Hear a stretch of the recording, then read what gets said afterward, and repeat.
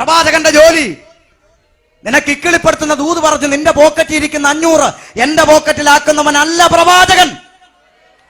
മറിച്ച് നിന്റെ അകൃത്യങ്ങളെ വെളിപ്പെടുത്തി, നിന്റെ കുറവുകളെ വെളിപ്പെടുത്തി, കാഹളനാദത്തിങ്കൽ എടുക്കപ്പെടുവാൻ തടസ്സമായി നിന്റെ ജീവിതത്തിൽ ഒളിഞ്ഞും മറഞ്ഞുമിരിക്കുന്ന രഹസ്യ പാപങ്ങളുടെ പ്രവൃത്തിയെ നിന്റെ മുമ്പിൽ കൊണ്ടുവന്ന് നിന്നെ പാപബോധത്തിലേക്കും മാനസാന്തരത്തിലേക്കും നടത്തുവാൻ ദൈവത്താൽ അയക്കപ്പെട്ടവരുടെ പേരാണ് പ്രവാചകന്മാർ. അവർ പ്രവചിക്കും. വേദപുസ്തകത്തിലെ പ്രവാചകന്മാർ ഉപയോഗിച്ച ഭാഷ വല്ലോ ഷമീർ ഭാഷ പറഞ്ഞാൽ നിങ്ങൾ എന്നെ ഈ പടിയെ കയറ്റുകയില്ല. ഇപ്പൊ തന്നെ ഒക്കുന്നില്ല, സ്റ്റാൻഡേർഡ് ഇല്ലെന്നാ പറയുന്നത്. നമുക്കിഷ്ടം വരുന്ന വല്ലതും പറഞ്ഞാൽ നമുക്ക് സന്തോഷമാണ്. പ്രവാചകൻ ആരാന്ന് നീ പഠിക്കണം. യെശയ്യാവ്, ഇരമ്യാവ്, യെഹൂസ്കേലും എല്ലാം വന്ന് പ്രവചിച്ചു. എന്താ അവര് പ്രവചിച്ചത്? ഇന്നത്തെ പൊട്ടു പ്രവാചകന്മാരെന്നും പറഞ്ഞ് നടക്കുന്ന കള്ളന്മാര് വിളിച്ചു പറയുന്ന പോലെ 4 വർഷമായി കാലിന്റെ മുട്ടുകൾക്ക് വേദനയിട്ടുകൊണ്ട് അടുക്കള ജോലി പോലും ചെയ്യിക്കത്തില്ലെന്ന് വാദിച്ചും കൊണ്ട്, അരിച്ചാക്കിന് കൊളുത്തിട്ട് പിടിക്കുന്ന പോലെ നിന്റെ മുട്ടിന്റെ മണ്ഡലങ്ങളിൽ കൊളുത്തി പിടിച്ചും കൊണ്ട്, പലപ്പോഴും അടുക്കള ഇരുന്നുകൊണ്ട് നെടുവേർപ്പിട്ടുകൊണ്ട് ഞാൻ എന്ത് ചെയ്യും ദൈവമേ എന്നും പറഞ്ഞുകൊണ്ട് നെടുവേർപ്പിട്ടുകൊണ്ട് നിലവിളിക്കുന്ന ഒരു രമണീയ ആത്മാവ് കാണുന്നു. മനോല്ലമാണോ വിളിച്ചേ? ഒറ്റ പ്രവാചകനെ അങ്ങനെ കാണിച്ചു തരാമെങ്കിൽ ഞാൻ തിരുത്താം. പ്രവാചകനൊക്കെ ഉണ്ട്. പ്രവാചകനില്ലെന്നും പ്രവചനമില്ലെന്നും പറഞ്ഞാൽ ഞങ്ങൾ പിന്നെ പെന്തിക്കോസ് എന്നും പറഞ്ഞിരിക്കാതെ വേറെ കൂട്ടത്തിൽ പോകണമായിരുന്നു. എന്നാൽ പെന്തക്കോസിനകത്ത് ഇരിക്കുന്നതിന്റെ കാരണം ഇതൊന്നും ഇല്ലെന്നല്ല, ഇതൊക്കെ ഉണ്ട്. ഇന്നുമുണ്ട്, നാളെയുണ്ട്, കാഹളം ധ്വനിക്കുന്നവരെയും ഉണ്ട്. പക്ഷെ നീ പഠിച്ചു വച്ചിരിക്കുന്ന പൊട്ടത്തരമല്ലെന്നേ പറഞ്ഞുള്ളൂ. നടുവേന കാലുവേന ഉളുക്ക് പിരിപ്പ് കൊട്ടം ചുക്കാതിരിക്കാൻ നടക്കേണ്ടവനെല്ലാം ഇപ്പൊ സ്റ്റേജല്ല. വീട്ടിൽ നിന്ന് വീഴാൻ വേണ്ടി മെനക്കെട്ട് വരുന്ന കുറെ പെണ്ണുങ്ങളും വീട്ടിൽ നിന്ന് വീഴാൻ വേണ്ടിയാ വരുന്നത്. ഇങ്ങോട്ട് സ്റ്റേജ് കുനിഞ്ഞ് നിവർന്ന് കുനിഞ്ഞ് നടുവേദന പോയി അക്കരങ്ങളെ അടിച്ചു.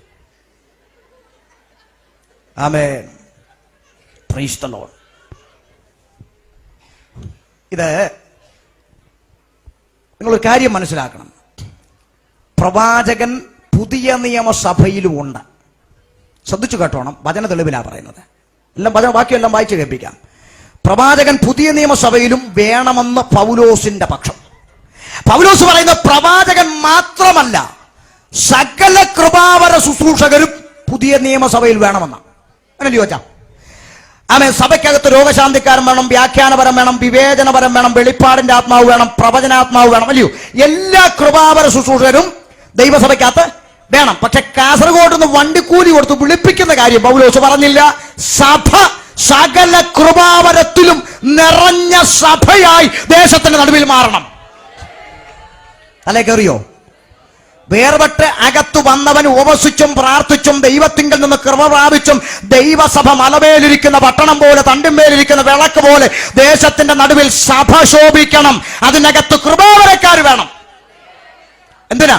ആത്മവരമില്ലാത്തൊരു അവിശ്വാസി അകത്തു വന്നാൽ അവൻ എല്ലാവരാലും വിവേചിക്കപ്പെടണം. അവൻ എല്ലാവരാലും വിവേചിക്കപ്പെടുകയും അവന്റെ ഹൃദയ രഹസ്യങ്ങൾ വെളിപ്പെട്ട് വന്ന് അവന് പാപബോധമുണ്ടായി അവൻ ദൈവസന്നിധിയിൽ കവിന്നു വീഴാൻ ഇടവരും. അല്ലാതെ പ്രവാചകൻ വന്ന് ഓരോന്നിനെ പിടിച്ച് മലക്കെ തള്ളി വിടുമെന്നൊന്നും എഴുതിയിട്ടില്ല. പാപബോധം ഉണ്ടായി അവൻ ദൈവസന്നിധിയിൽ വീഴും. മനസ്സിലായോ? സഭയ്ക്കകത്ത് പ്രവാചകൻ വേണ്ടേ? വേണം. എന്തിനാ? തിരുമേശ അടുത്ത് വരുന്നു, സെക്രട്ടറി ചാടി എഴുന്നേറ്റു, ഉടനെ പ്രവാചകൻ എഴുന്നേക്കും. ഇരിയാടാ സെക്രട്ടറി അവിടെ, കഴിഞ്ഞ ആഴ്ച 1/2 ക്ലാസ് അടിച്ചില്ലയോടാ നീ. പ്രവാചകൻ വേണം സഭയ്ക്കകത്ത്. ആമേൻ. ഇന്നല്ലാതെ സകല കുറവും കുറ്റവും എല്ലാം സഭയ്ക്കകത്ത് അടിയുണ്ടാക്കിയിരിക്കുന്നവരെല്ലാം തിരുമേശം കഴിഞ്ഞ് വിശുദ്ധ ചുംബനം കഴിഞ്ഞ് സമാധാനത്തോടെ കടന്നു പോകാന്ന് പറഞ്ഞു. ഒരുത്തൻ 2 കമ്മിറ്റിക്കാർ 2 കസേര എടുത്തുകൊണ്ട് അടിക്കാൻ നിൽക്കുക. വിശുദ്ധ ചുംബനം കഴിഞ്ഞേ ഉള്ളൂ. അപ്പൊ യവനൊക്കെ മാനസാന്തരം ഉണ്ടാകണമെങ്കിൽ, പാപബോധം ഉണ്ടാകണമെങ്കിൽ പ്രവാചകൻ എഴുന്നേൽക്കണം സഭയ്ക്കകത്ത്. Praise the Lord. സഭയ്ക്കകത്ത് കൃപാവരക്കാർ വേണം. ഇനി ഇതിന് വചന തെളിവുണ്ടോ? എടുക്കാം. പഴയ നിയമത്തിൽ തുടങ്ങാം. ഇരമ്യാ പ്രവാചകന്റെ പുസ്തകം 23:16 വായിച്ചോ. ഇരമ്യാ 23:16. ഒരു പക്ഷേ നിങ്ങൾ ചോദിക്കും, പാസ്റ്ററെ ഞങ്ങളെല്ലാം ഡിഗ്രി എടുത്തവരും തികഞ്ഞവരൊന്നുമല്ല. ഒരാൾ വന്ന് പ്രവചിക്കുന്നു, ഇത് ദൈവം പറഞ്ഞാണോ ഇങ്ങനെ പറഞ്ഞാണോ? ഇതൊക്കെ ഞങ്ങൾക്ക് എങ്ങനെ അറിയാനാ? അറിയണമെങ്കിൽ പുസ്തകം വായിച്ചാൽ മതി, വേറെ വഴി ഒന്നും വേണ്ട. വായിച്ചുകൂടെ? ഇരമ്യാ 23:16 വേഗം. സൈന്യങ്ങളുടെ യഹോവ ഇപ്രകാരം അരുളി ചെയ്യുന്നു, സൈന്യങ്ങളുടെ യഹോവ ഇപ്രകാരം അരുളി ചെയ്യുന്നു, നിങ്ങളോട് പ്രവചിക്കുന്ന പ്രവാചകന്മാരുടെ വാക്ക് കേൾക്കരുതേ. കേൾക്കരുതെന്നും ഉണ്ടോ പാസ്റ്ററെ? ഉണ്ട്. അത് വായിക്കുന്നവരെ കാണത്തുള്ളതേ ഉള്ളൂ പ്രത്യേകത. വായിച്ചു. അവർ നിങ്ങളെ വ്യാജം ഉപദേശിക്കുന്നു. അവർ നിങ്ങളെ വ്യാജം ഉപദേശിക്കുന്നു. 2 യഹോവയുടെ വായിൽ നിന്നുള്ളതല്ല, ദൈവത്തിന്റെ വായിൽ നിന്നുള്ളതല്ല, സ്വന്തം ഹൃദയത്തിലെ ദർശനമത്രേ അവർ പ്രവചിക്കുന്നത്. കണ്ടോ? സ്വന്തം ഹൃദയത്തിലെ ചിന്തകളാണ് പലരും കേൾക്കുന്നുണ്ടോ പ്രവചിക്കുന്നത്. അണ്ട് ചിലർ പറഞ്ഞു കേട്ടിട്ടില്ലേ, എന്റെ ആത്മാവ് പറയുന്നു. സത്യമാവന്റെ ആത്മാവ്. ഈ ഇടയ്ക്ക് ബൈബിൾ കോളേജ് പഠിച്ചിറങ്ങിയ ഒരു പയ്യൻ അവന്റെ വീട്ടിൽ ഒരു ഉപവാസ പ്രാർത്ഥന നടക്കുമ്പോൾ പഠിച്ചിറങ്ങിയല്ലേ ഇത് ഒന്ന് പ്രോത്സാഹിപ്പിക്കുക സഭാഭാഷ 10 മിനിറ്റ് സമയം അവന് പഠിച്ചിറങ്ങിയല്ലേ ഉള്ളൂ. അപ്പൊ ഇവൻ അങ്ങ് 10 മിനിറ്റ് അങ്ങ് തിളക്കി അങ്ങോട്ട് ആവേശം കൊണ്ട് ദൂതടിക്കാൻ തുടങ്ങിയിട്ട് കറങ്ങി തിരിഞ്ഞ് അപ്പന്റെ തലയിലോട്ടും കൈ വെച്ചിട്ട് പറഞ്ഞു, എന്റെ മകനെ പപ്പായെ. അപ്പൊ ഈ സ്ഥിര ശൈലിയിൽ എന്റെ മകനെ എന്ന് വിളിച്ചപ്പോഴാ ഓർത്ത അപ്പനാണ്. എന്റെ മകനെ പപ്പായെ, എന്റെ ആത്മാവ് നിന്നോട് പറയുന്നത് എന്നൊക്കെ. എന്ന് പറയുന്ന പോലെ സ്വന്തം ഹൃദയത്തിലുള്ള ദർശനം അത്ര അവർ പ്രവചിക്കുന്നു. അടുത്ത വാക്ക് വായിച്ചോണം, ഇനി ശ്രദ്ധിച്ചു കേട്ടോണം. ഇത് അറിയാനുള്ള വഴി ദൈവം പറഞ്ഞു തരിക. അവർ നിങ്ങളെ വ്യാജം ഉപദേശിക്കുന്നു, യഹോവയുടെ വായിൽ നിന്നുള്ളതല്ല, സ്വന്തം ഹൃദയത്തിലെ ദർശനം അത്രേ അവർ പ്രവചിക്കുന്നത്. കണ്ണും കാതും തുറന്ന് കേട്ടോണം. അടുത്ത പദം, എന്നെ നിരസിക്കുന്നവരോട്. ഒന്ന്, എന്നെ എന്ന് പറഞ്ഞാൽ ആരെ? ദൈവത്തെ നിരസിക്കുന്നവരോട് അവർ നിങ്ങൾക്ക് സമാധാനം ഉണ്ടാകുമെന്ന് യഹോവ അരുളി ചെയ്തിരിക്കുന്നെന്ന് പറയുന്നു. കണ്ടോ, ദൈവത്തെ നിരസിക്കുന്നവരോട്, ദൈവഭയമില്ലാതെ നടക്കുന്നവനോട്, പാസ്റ്റർ കൊങ്ങാക്കി പിടിക്കുന്നവനോട് എന്ത് ചെയ്യും? എന്ത് ചെയ്യും? അച്ഛാ പ്രാപിച്ചു അടുത്തൊരു തലത്തിലേക്ക് എന്താ പറയുന്നേ? അപ്പൊ സഭയ്ക്കകത്ത് ഒരു ഗുണവും ഇല്ലാത്തവന്. അടുത്ത പദം സമാധാനം ഉണ്ടാകുമെന്ന് യഹോവ അരുളി ചെയ്തിരിക്കുന്നു പറയുന്നു. തങ്ങളുടെ ഹൃദയത്തിലെ ശാഠ്യപ്രകാരം നടക്കുന്നവരോടൊക്കെയും, ശാഠ്യം എന്ന് പറഞ്ഞാൽ ഞാൻ പിടിച്ച മുയലിന് 3 കൊമ്പെന്ന് ഒറ്റക്കാലം നടക്കുന്നവരുണ്ട്, അവരോടൊക്കെയും നിങ്ങൾക്കൊരു ദോഷം വരികയില്ലെന്ന് പറയുന്നു. ഒന്നുമില്ലെന്ന്, എല്ലാ വിഷയം പരിഹരിക്കപ്പെടും, ഒരു ദോഷവും വരത്തില്ല. ദോഷം വരുമെന്ന് പ്രവചിക്കുന്ന ഒരൊറ്റ പ്രവാചകൻ നിങ്ങളുടെ ചർച്ചയിൽ വന്നാൽ ഇന്ന് വിളിച്ചേരിക്കട്ടെ, ഇനി മേല ഇങ്ങനെ. അപ്പൊ ദൈവം അയക്കാത്തവര് പറയുകയാണ് ഒരു ദോഷവും. അപ്പൊ നിങ്ങൾ ചോദിക്കും, അപ്പൊ ദൈവം അയച്ച പ്രവാചകനാണെങ്കിൽ എന്ത് പറയും പാസ്റ്ററെ? വായിച്ചൂടെ, 22-ാം വാക്യം വായിച്ചൂടെ. ദൈവം അയച്ച പ്രവാചകനാണെങ്കിൽ അവർ എന്റെ ആലോചന സഭയിൽ നിന്നിരുന്നുവെങ്കിൽ. ദൈവത്തിന് ആലോചനാ സഭ ഉണ്ട്, അതുകൊണ്ട് ആ പ്രവചനം ഇല്ലെന്ന് പറയുന്നത് ഞാൻ പറഞ്ഞു. പ്രവചനമുണ്ട്, ദൈവത്തിന് ആലോചന പറയുന്ന സഭയൊക്കെ ഉണ്ട്. ദൈവത്തിന്റെ ആലോചന സഭയിൽ ഈ പ്രവാചകന്മാർ നിന്നിരുന്നെങ്കിൽ എന്ന് ദൈവം കൊതിച്ചു പോവുക. അങ്ങനെ നിന്നിരുന്നെങ്കിൽ എന്ത് ചെയ്യുമായിരുന്നു? എന്റെ വചനങ്ങളെ എന്റെ ജനത്തെ കേൾപ്പിച്ചു. ഒന്ന്, ദൈവം അയച്ച പ്രവാചകനാണോ? നമ്പർ 1, അവൻ വചനം പ്രസംഗിക്കും. ആമേൻ. പ്രായമുള്ളവരോട് ചോദിക്കണം, അതാ ഞാൻ അങ്ങോട്ട് ചോദിച്ചത്. പ്രായമുള്ളവരോട് ചോദിക്കണം. പണ്ടൊക്കെ ഒരു ഉപവാസ പ്രാർത്ഥനയുണ്ട്, ഒരു ദൈവദാസനെ വിളിക്കണമെന്ന് സഭ തീരുമാനിക്കുമ്പോൾ ഉടനെ അന്ന് ചോദിക്കുന്നൊരു ചോദ്യമുണ്ട്, ആരാ വരുത്? ഇന്നയാളാ. പുള്ളി എങ്ങനെ വചനം പ്രസംഗിക്കൂ എന്നായിരുന്നു അന്നത്തെ ചോദ്യം. അങ്ങനെ ചോദിച്ചാ എന്നാ ഇന്ന് കാലം മാറി. ഇന്നിപ്പോ ആരാ വരുത്? ഇന്നയാളാ. ദൂത് പറയൂ. സത്യമല്ലേ ഞാൻ പറയുന്നത്? അപ്പൊ എല്ലാവർക്കും ഇപ്പൊ എന്ത് മതി? ദൂത് മതി. ഈ വചനമില്ലാതെ ഏത് ദൂത്? സകല ദൂതും ഈ വചനത്തിൽ നിന്ന് വരണം. അതുകൊണ്ടാണ് ദൈവം അയച്ച പ്രവാചകൻ ഒന്ന്, എന്റെ വചനങ്ങൾ എന്റെ ജനത്തെ കേൾപ്പിക്കും. മനസ്സിലാക്കുന്നുണ്ടോ? വചനം പ്രസംഗിക്കും. ഇന്ന് വചനം പ്രസംഗിക്കുന്നവന് ഒരു ഡിമാൻഡും ഇല്ല. മനസ്സിലാകുന്നുണ്ടോ? 10 മിനിറ്റ് എന്തെങ്കിലും ഒന്ന് വായിച്ചു വെച്ച് ഒന്ന് തൊട്ട് അങ്ങോട്ടും ഇങ്ങോട്ടും എന്തെങ്കിലും പറഞ്ഞേച്ച് പിന്നെ പുസ്തകം അങ്ങ് മടക്കി പിന്നെ ഇങ്ങോട്ട് ഇറങ്ങി പ്രാപിച്ചോ കത്തട്ടെ പൊട്ടട്ടെ പിടിച്ചോ. പിന്നെ ഇതാണ് കളി. പിന്നെ വചനമില്ല. ഇവിടെ നമ്മള് 2-2.5 മണിക്കൂർ ചോദിച്ചു മേടിച്ചു നിന്നാ പ്രസംഗിക്കുന്നത്, എന്നാലും തീരുന്നില്ല. ആമേൻ. ദൈവവചനം 1, വചനം പ്രസംഗിക്കും. 2, വായിച്ചോടെ, അവരുടെ ആകാത്ത വഴിയിൽ നിന്നും അവരുടെ പ്രവൃത്തികളുടെ ദോഷത്തിൽ അവരുടെ ആകാത്ത വഴിയിൽ നിന്നും അവരുടെ പ്രവൃത്തികളുടെ ദോഷത്തിൽ നിന്നും തിരിപ്പിക്കും, അവരെ ദൈവത്തിങ്കലേക്ക് തിരിച്ചു കൊണ്ടുവരും. അവരാണ് പ്രവാചകന്മാർ. കണ്ണു തുറക്ക് ദൈവമക്കളെ, സ്തോത്രം. കണ്ണു തുറക്ക്. ഒരു സഭയിൽ ശുശ്രൂഷകൻ വരുമ്പോൾ പ്രവചനാത്മാവിൽ അദ്ദേഹം ശുശ്രൂഷിക്കട്ടെ. നിങ്ങൾ പ്രാർത്ഥിക്കണം, കർത്താവേ എന്റെ കുറവുകൾ എനിക്ക് വെളിപ്പെടുത്തണേ. ഞാൻ ചോദിക്കട്ടെ, ഇദ്ദേഹം ഒരു വിശ്വാസിയാന്നിരിക്കട്ടെ, കേവലം ഒരു വിശ്വാസി. ഇദ്ദേഹത്തിന്റെ സഭയിൽ ഞാൻ പ്രവാചകനായിട്ട് ചെല്ലുകയാണ്, ഉദാഹരണം പറയാണ്. അപ്പൊ ഇദ്ദേഹം നിങ്ങൾ എല്ലാവരുടെ മുമ്പിൽ, സഭയുടെ മുമ്പിൽ എല്ലാം നല്ല സാക്ഷ്യമുള്ള ഒരു സഹോദരനാന്നിരിക്കട്ടെ, നല്ല മര്യാദയ്ക്കൊക്കെ ജീവിക്കുന്ന ഒരു സഹോദരൻ. അപ്പൊ ഞാൻ പ്രവാചകനായിട്ട് ചെല്ലുകയാണ്. ശ്രദ്ധിച്ചു കേട്ടോണം. ഇദ്ദേഹം തലേ ദിവസം ഒരു ദേഷ്യത്തിൽ ഭാര്യ എടുത്തിട്ട് നല്ല തല്ലു കൊടുത്തു. ഉദാഹരണം, പ്രവചനമൊന്നും അല്ലേ, ഉദാഹരണം. നല്ല തല്ലു കൊടുത്തു. ഓണം ദേഷ്യം. തലേന്ന് രാത്രി ഭയങ്കര അടി ഭാര്യ എടുത്തിട്ട് അങ്ങ് ഇടിച്ചു. അങ്ങനെ ചെയ്യാത്ത ആളെ പക്ഷെ അങ്ങ് ചെയ്തു. അങ്ങനെ പിറ്റേ ദിവസം പുള്ളി സഭയിൽ വന്നിരിക്കുകയാണ്. അപ്പൊ ഞാൻ പ്രവാചകനായിട്ട് അവിടെ വന്നിരിക്കുകയാണ്. ശ്രദ്ധിച്ചു കേട്ടോണം. ഞാൻ ഇദ്ദേഹത്തിന്റെ തലയിൽ കൈവച്ചിട്ട്, ദൈവം നിന്നെ മാനിക്കാൻ പോവുകയാണ്, ചില ദൂതുകൾ നിന്നോട് ആത്മാവ് ഇടപെടുകയാണ് എന്ന് പറയുകയാണ്. ഇതൊന്നും അറിയാത്ത സഭ എന്ത് ചിന്തിക്കും? അവനെ മാനിക്കട്ടെ, അവന് നല്ലൊരു സഹോദരനാ. കാരണം പുള്ളി ഇടിച്ച കഥയൊന്നും സഭയ്ക്ക് അറിയത്തില്ലല്ലോ. ഇരിക്കുന്നവർക്കും അറിയത്തില്ല. അപ്പൊ വിശ്വാസികളെല്ലാം പറയും, ഓ ആ സഹോദരനെ ദൈവം അനുഗ്രഹിക്കട്ടെ, ആമേൻ. അപ്പൊ ദൂത് എല്ലാവരും ദൂത് കേൾക്കാരി. പക്ഷെ ഈ ദൂത് കേൾക്കുന്ന ഇദ്ദേഹത്തിന് അറിയാമല്ലോ തലേന്ന് എന്ത് സൂത്രം കാണിച്ചിട്ടാ ഇരിക്കുന്നതെന്ന്. അദ്ദേഹത്തോടാണ് ഞാൻ പറയുന്നത്, നിന്റെ കണ്ണുനീരും നിന്റെ പ്രാർത്ഥനയും എന്റെ ആത്മാവ് കണ്ടിരിക്കുന്നു. ഉടനെ ഈ മനുഷ്യൻ ഉള്ളി പറയേണ്ടതോ, എടാ കള്ള അല്ലേ, ഞാൻ പറഞ്ഞ സത്യമല്ലേ? തലേ കയറുന്നുണ്ടോ? കുറഞ്ഞ പക്ഷം ഇത് കേൾക്കുന്നവൻ അറിയാമല്ലോ അവൻ ആരാന്ന്.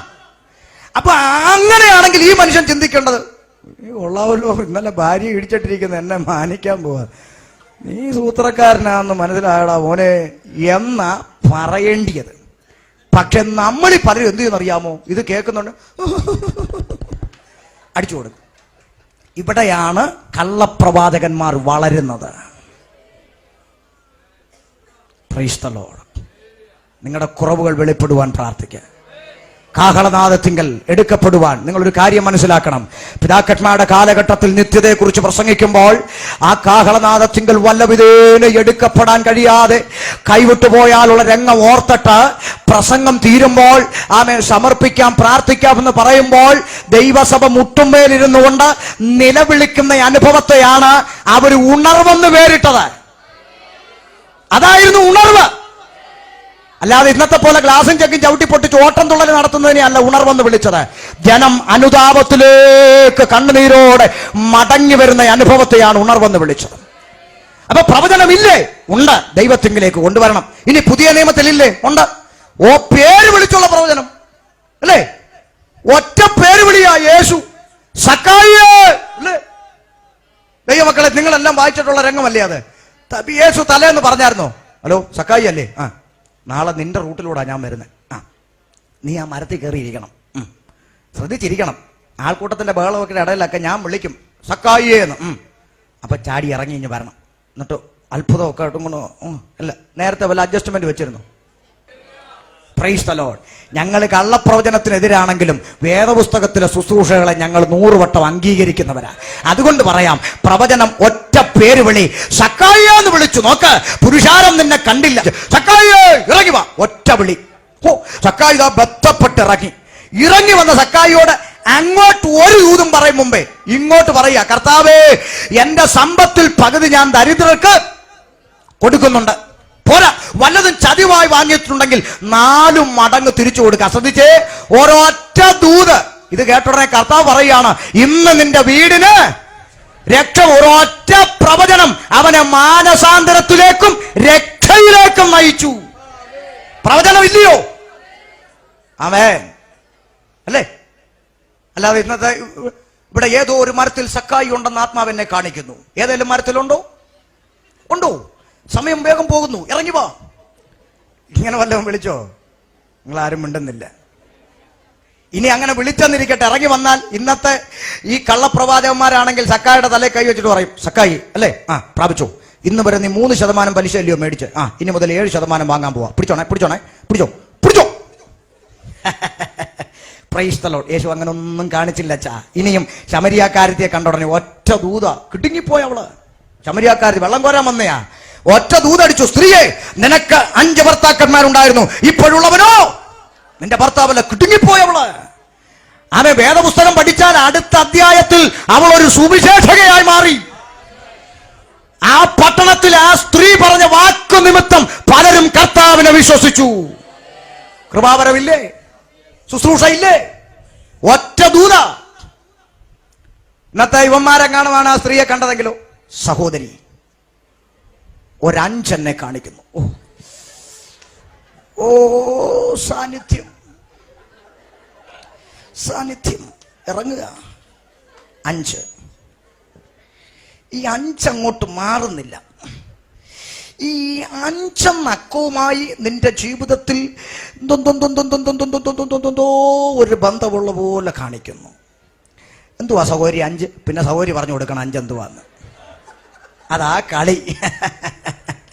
Price the Lord. ചുമ്മാതല്ല ഇങ്ങനെ അനുഭവിക്കുന്നതെന്നാ ചിലരിപ്പോ പറയുന്നത്. ഒരു വിഷയമില്ല മോനെ, ഇത് സ്വർഗം ഏൽപ്പിച്ചതാ, ഇവിടെ നിൽക്കും. ആമേൻ. ഇത് അന്ത്യകാല ശുശ്രൂഷയാ. എണ്ണപ്പെട്ട ചിലരെ ദൈവം നിയോഗിച്ചു വെച്ചിരിക്കുക. ആമേൻ പഥ്യവചനത്തിങ്കലേക്ക് ആമേ ആദിയിലെന്ന പോലെ ദൈവസഭ പഥ്യ ഉപദേശ പ്രമാണത്തിലേക്ക് മടങ്ങി വരണം. Price the Lord. അത്ഭുതങ്ങൾ അടയാളങ്ങൾ വെളിപ്പെടും. അതിന് നമ്പർ കാണിക്കണ്ട, അക്ഷരാർത്ഥത്തിൽ സത്യമായി വെളിപ്പെടും. അതിനൊറ്റ കാര്യം ചെയ്താൽ മതി, പ്രമാണത്തിലേക്ക് ദൈവസഭ മടങ്ങി വന്നാൽ മതി.